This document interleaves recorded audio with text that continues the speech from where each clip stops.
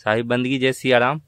भाई किसी ने ये पूछा है कि ब्रह्म मुहूर्त में भजन करने का अलग प्रभाव होता है और परमात्मा की जो राह है वो आसान होती है, और ब्रह्म मुहूर्त में जब संकल्प किया जाता है तो वो संकल्प भी पूरा होता है। तो इसमें कितना अलग अलग संतों का क्या मत है? भाई संतों का मत ब्रह्म मुहूर्त में का तो जो है शास्त्रों में सब में प्रमाण दे रखा है कि ब्रह्म मुहूर्त में उठना चाहिए। वैसे ब्रह्म मुहूर्त 3:30 बजे से चालू होता है और 6 बजे तक ब्रह्म मुहूर्त रहता है। उस पीरियड में तो संत तो 3:30-4 बजे के बीच में जागृत हो जाते हैं और वो अपने नित्य नियम से जो कुछ जैसे जिसकी साधना वो करता ही है। लेकिन 6 बजे तक तो हर गृहस्थी को उठ जाना चाहिए। उससे एक तो उसको जो है उसकी दिनचर्या बढ़िया रहेगी, निरोगी रहेगा। एक ब्रह्म मुहूर्त में वो 3:30 बजे एक पूरब की तरफ एक ऊषा नाम की किरण निकलती है, सूर्य की पहली किरण। उसके अंदर बहुत ऊर्जा होती है। उस ऊर्जा को ग्रहण करने से सर्व प्रकार की बीमारियों को नष्ट होता है। अभी तो नहीं देखेगी, लेकिन जब बिल्कुल ब्रह्मांड साफ होता है, काती आसोज के महीने में दिखती है, वो मैंने आंखों से देखी है उस किरण, जिसका नाम है ऊषा किरण। पहली किरण निकलती है, बहुत तगड़ी ऊर्जा रहती है उसकी। तो उसके कई फायदे हैं। और संत तो जो है संतों ने तो उनका तो कई संत ऐसे होते हैं जो रात रात भर जगते हैं। संतों के लिए समय कहा भी कि नींदड़िया तो को बेच डारूं कोई व्यापारी होए, यानी संतों के लिए तो नींद जो है एक दुश्मन है। अच्छा।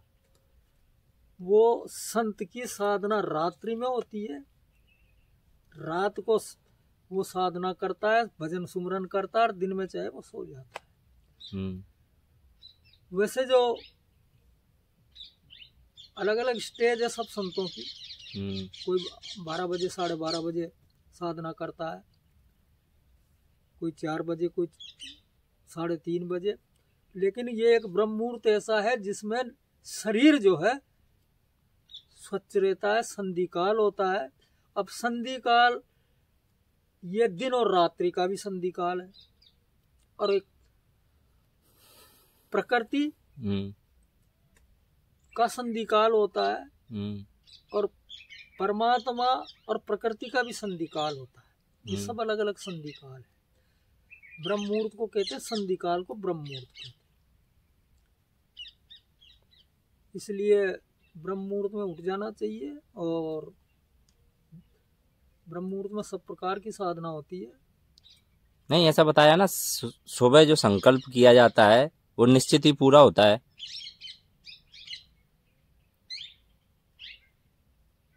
देखो संकल्प तो क्या है, वो संकल्प, लेकिन उसकी दृढ़ इच्छा शक्ति, उसकी साधना पूरी तो जब होती है जब साधना। ब्रह्म मुहूर्त में बहुत से उठ जाते हैं, माला फेरते हैं, ध्यान कहाँ रहता है।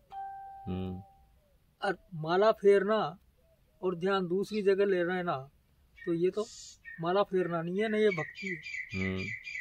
बहुत से करते हैं ऐसे। कबीर साहब ने तो कम से कम उसका ध्यान वो खुद का निरीक्षण करे कि मैं 4 बजे उठ रहा हूँ और उसका क्या लक्ष्य है, उस लक्ष्य पे अपना कार्य करना चाहिए। संसार का कार्य तो लक्ष्य निर्धारित करना चाहिए, और भक्ति का मार्ग है तो लक्ष्य निर्धारित करना चाहिए। जब वो लक्ष्य निर्धारित करेगा तो वो कार्य उसका सफल हो जाएगा। लेकिन लक्ष्य तो साधक को बनाना पड़ता है। जिसके बारे में बोला भी है कि माला तो कर में फिरे, जीव फिरे मुकमाई, और ये मनवा तो 14 फिरे, ये तो सुमरन नाई। तो लक्ष्य जो है वो लक्ष्य मुख्य चीज है।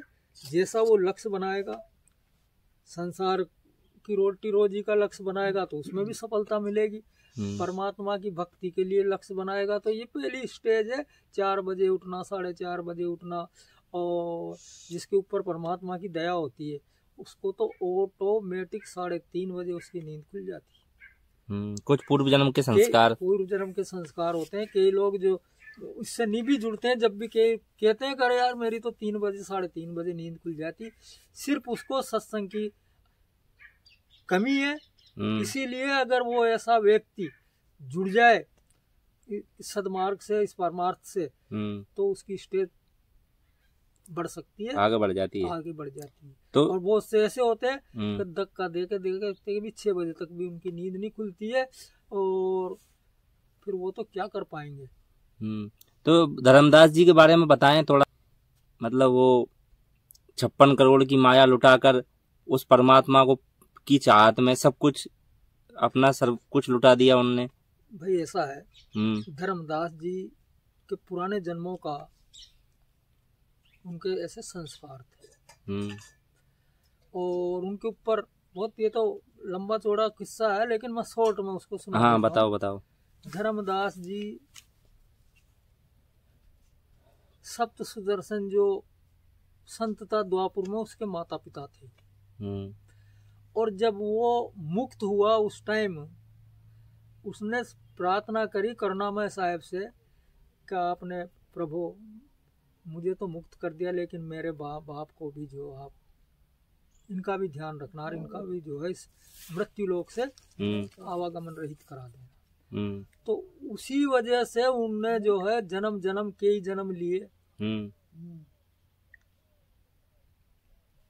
नीमा नीरू भी वही हुए, और उसके पहले भी और कई जन्म हुए उनके, लेकिन वो उनको गुरु स्वीकार नहीं कर पाया।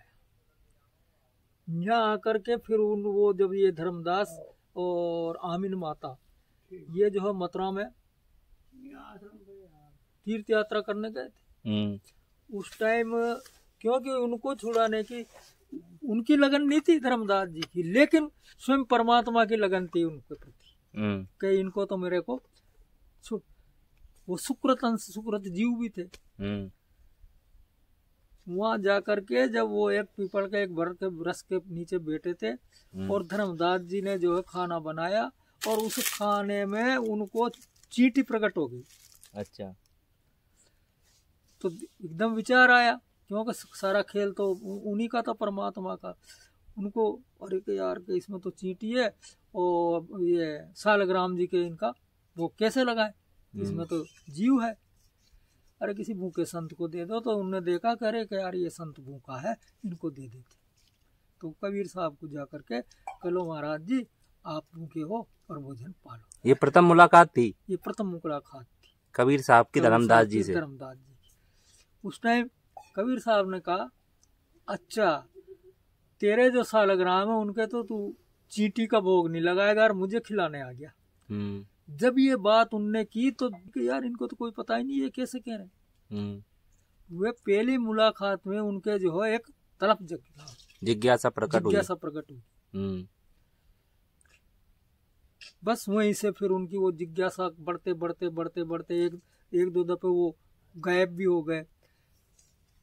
फिर इनकी इतनी लगन लग गई जो बांधवगढ़ में आकर के अब तो ऐसी होगी कि बस मुझे वो ही मिले, यानी इनमें कई चमत्कार दिखला दिए थे, इसलिए उनका वो तो सामर्थ पुरुष थे।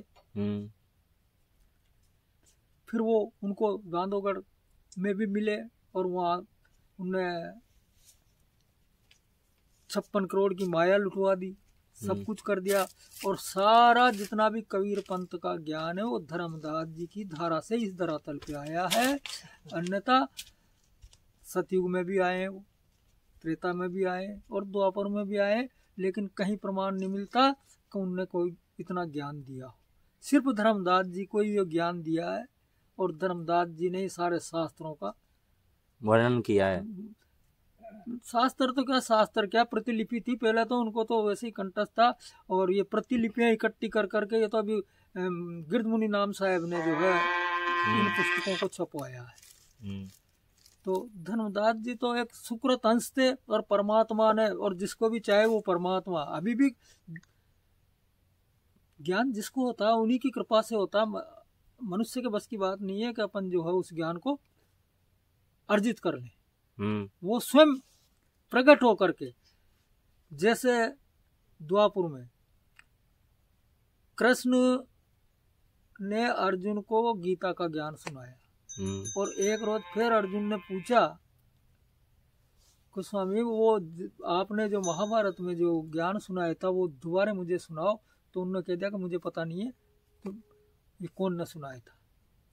तो जो धर्मदास जी को जो पूरा ज्ञान कबीर साहब ने जो दिया था, तो उसके बारे में ये भी तो बोला है कि धर्मदास तो लाख दुआई और सार शब्द बाहर नहीं जाई। भाई वो सार शब्द के लिए बोला है। ये तो उनमें सार शब्द जो है उस जमाने में, उस समय में सार शब्द मतलब भ्रम में इतना जीव था। भ्रम में जब तक भ्रम नहीं टूटे सामने वाले का, उस सार शब्द को जैसे किसी को अपन ने जो है ये लाल है या पारस है कोई जानता नहीं, उसको दे देंगे तो वो उसकी अवेयर नहीं करेगा, वैसे ही कोड़ियों में फेंक देगा। सार शब्द की जब तक परख करने वाला नहीं हो, पार की नहीं हो, समझने वाला नहीं हो, तब तक नहीं बताना चाहिए। जब तक बताना नहीं चाहिए।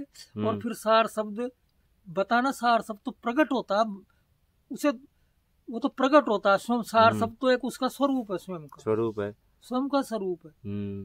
अब आज तो ये सारी चर्चाएं हो रही है सार शब्द की, स्वरूप की। पहले कोई चर्चा ही नहीं होती थी ऐसी। ये सब साहेब की जो है दया है अभी। सार शब्द कोई देना का विषय नहीं है, सार शब्द कोई शब्द नहीं है, वो तो एक निज स्वरूप है, निज नाम है, निज नाम है जिसके बारे में, और उसी को अखे नाम कहा है, वही अखे नाम है। और जिससे खंड ब्रह्मांड की रचना हुई वही वो नाम है, और जिससे आवागमन से मुक्त पाओगे वही वो नाम है, और कोई दूसरा नाम नहीं। सबसे प्रथम तो सत्संग सेवा समर्पण से ही आरंभ करना चाहिए साधक को। बस वो तो वहीं से स्टेज तो वहीं से होगी। सबसे पहले समर्पण, सेवा भाव, संतों में आना जाना, सत्संग में उठना बैठना।